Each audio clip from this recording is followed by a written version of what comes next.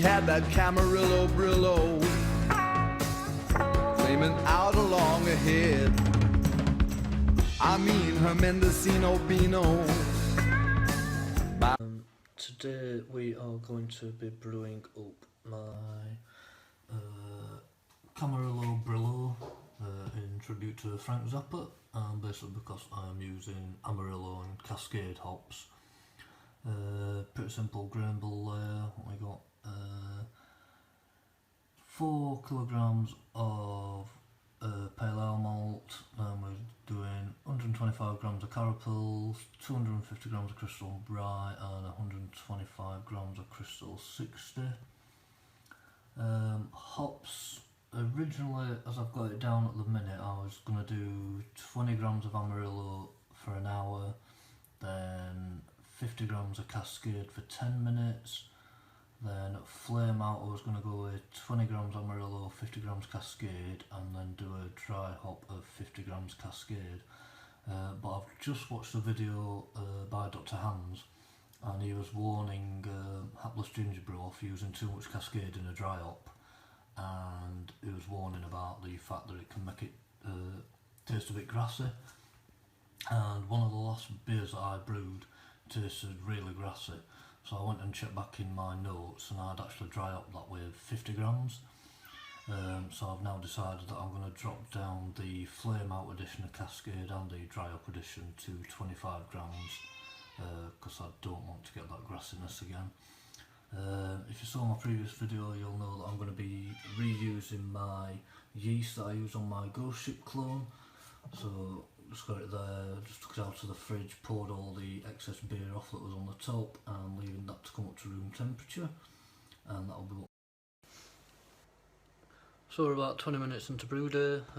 I've got my 28 litres of water just heating up now. Be about another 15 minutes. That should be up to about 71, 72 degrees, which is where I like to dough in at. But just thought I'd have a quick look at the yeast. So yeah, it's been sat out at room temperature for about 25 minutes now. You can already see some little air bubbles, so showing promising signs that that'll be alright for this batch of beer. And then just in my bucket too, just weighed out all my grains. So yeah, like I say, about another 15 minutes should be ready to dough in. And so, just at the point now, we got up to 72 degrees. Quite quickly today actually. It only took about half an hour. So I don't know whether it's because it's quite a warm day, although it is miserable and chucking it down, it's still quite a warm day. And obviously with the silver reflector foil stuff, this does seem to keep its heat quite well. So yeah, we got up to about 72 degrees in about half an hour today, and so now we're just mashing in. Like I say, it's not a massive grain bill, it's only about 4.5 kilograms. We're just mashing in, and by the time that I'm fully mashed in and all stirred up, I usually find that it takes me down to about 66, 65 degrees, which is where I like to mash at. This Pico boiler does tend to keep its heat really well, especially with the added foil there that I've put on. So it tends to, don't really lose much heat at all, maybe a degree of it goes for an hour. Well, especially in our summertime. I know in winter time I've had to switch it back on during the mash just to get it back up again, but for the last couple of months or so it seems to have held its temperature really well. So I'll just finish doughing in, and then I will get back to you probably discussing my hop schedule. Left on my mash, so currently I'm bringing 5 litres of water up to about 80 degrees there to do my dunk sparging with. Also got my hops all weighed out ready there. I know that on my last video I was speaking about, on my last brew day I was speaking about hop socks and whether it affects the utilisation at all. Spoke to Dave at Cheshire Home Brew, he commented on my video and said that if he's using hop socks he likes to stick an extra 10% of hops in. Unfortunately for this brew I'd already got my hops bought, but going forward I will be upping my hops by 10% while everyone's still using these hop bags until... So I did check my temperature just at the end of the mash and we're at 64, so we only lost a degree of heat during my mash.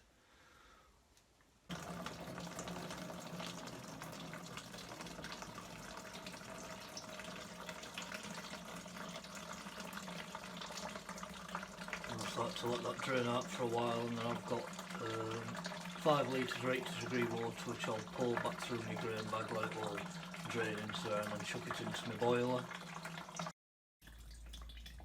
So whilst I've got my grain bag all draining into there, at this point I like to just take a quick sample out of it here, and then what I'll do is I use this sample to throw into my yeast, just to let them meet each other for the first time, let yeast get acclimatised to it so that by the time it comes to pitching it's all ready to go. Right, so here's my 5 litres of water at 80 degrees. Now like I say, at this point I like to try and pour it through my old grain bag, try and rinse all these grains. It is the one point of Brewday where it tends to get kind of messy for me. Most of the water hopefully will drain into the bottom and not over the side, but we'll see. Every time's a new challenge. Well, whilst I'm doing this I've actually stuck my boiler back on to start getting myself up to boiling.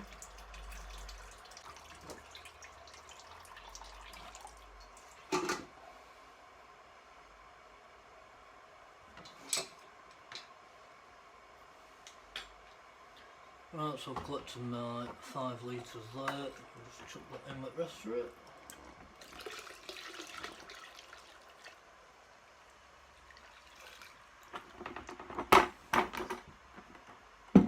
And with any luck, and yeah, that's brought me up to me 28 litres, more by luck. Right then, so as you can see we've hit our hot break now, bubbling away.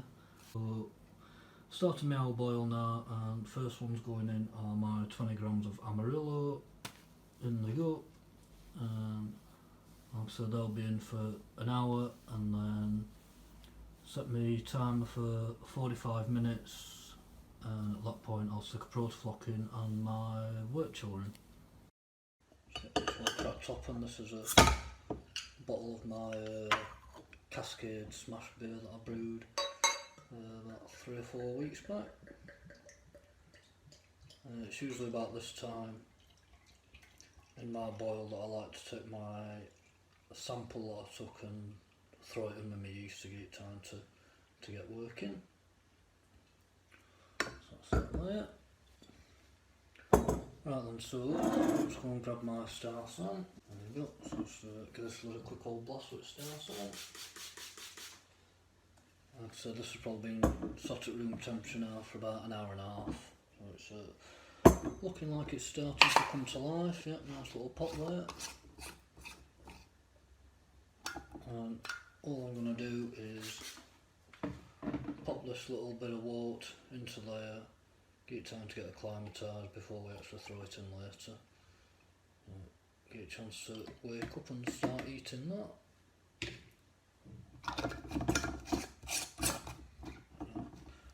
Quick little stir around. So we're at 10 minutes left in the boil, so it's time for my 10-minute hop addition, which is 50 grams of Cascade going in.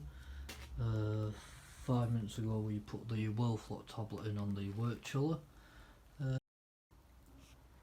So that's boil over for me. Just got my flame out addition going in now, which is 25 grams of Cascade and another 20 gram of Amarillo. Just going to leave that to sit in there for 10 minutes. And then I'll start chilling it down. Right then, so we're all chilled down. just about ready to transfer into my fermenter. I've stuck a muslin bag on there to try and catch any crap that comes out. I've tried to tilt my boiler backwards to make all crap gut it back, and so hopefully we'll try and cut some because I've still not got a hot bazooka yet, so hopefully it'll stop any nastiness getting through. We shall see, and we'll give that the temperature reading in a second. The fermenter ended up with 20 litres, so a litre short of where I needed to be. I've got my yeast here now. I don't know whether you'll pick that up, but it's obviously working like guns, so we're just going to chuck that into the fermenter and then we'll come back with some numbers and see if we've. Right then, so Brewday's all completed, just finishing tidying up. So it's just time for numbers really. We're aiming for an OG of 1046. Now, I always overshoot, apart from the last, well, I still overshot, but the last brew I did was only 2 points above where I needed to be, so I never actually hit my numbers because my efficiency is apparently brilliant. So, and this time we are getting 1050, so 4 points above where we needed to be. So hopefully I'll brew a beer that's under 5% this time, but once it comes to kegging and tasting, then I'll be back and we can see what numbers I've actually hit.